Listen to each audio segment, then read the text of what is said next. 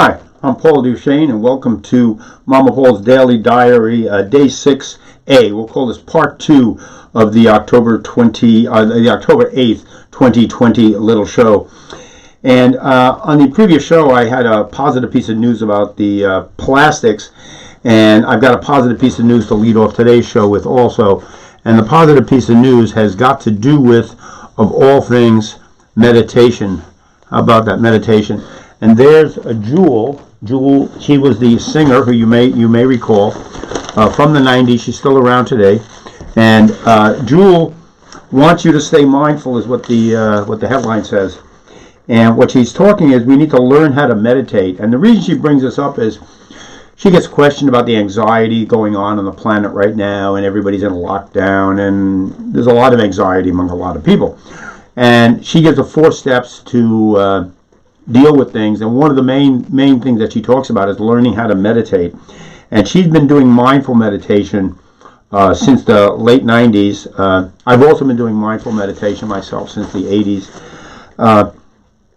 She says here, when she does it, she's aware of her feelings and her thoughts without judgment. Well, that's one key element of mindful meditation. Meditation is like building a muscle, and it's like going to the gym and doing bicep curls.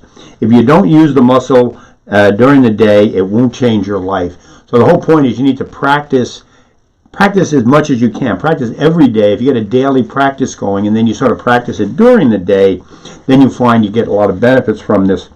She says down here that because of mindfulness, and also because she's out in nature as well, she can go outside and be alone and not be around people, or she can be around people or be by herself. She's comfortable in either situation, and the meditation has helped her do that. Now, that's the Jewell article. Let's take that down for a second, and let me move over here to this is the Mindfulness magazine. This was the Time Life magazine a couple of years ago.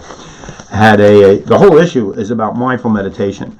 Let's see, on the other side of me over here, this was an article that was in the local newspaper, Spreading Mindfulness, and this was one of the teachers. I think her name is Spring Washam, out of Spirit Rock. Now, I started keeping track of some mindfulness articles, and a few years ago I noticed that the military was getting involved with mindfulness, and you would find something mentioned in the New York Times almost every week, Time Magazine, Newsweek Magazine. Everybody started talking about mindful meditation. One of the things about it is it's non-sectarian. So you can be a Buddhist, you can be a Muslim, you can be Jewish, you can be Catholic, you can be Christian, you can be any religion and do mindful meditation. It's sort of like, from my perspective, is the type of practice we do is we focus mostly on our breath and sensations in the body. Now, what Jewell was talking about, she was focusing on her emotions and feelings, but it's inside.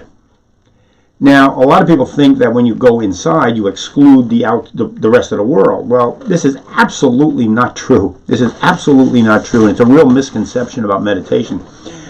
When you start meditating mindfully, and you start to you're slowing your whole process down. And as you slow everything down, you become more and more and more aware of the building blocks within your own body. You become more aware of yourself. And as you become aware of yourself, well, yourself is connected to everything else that's out there.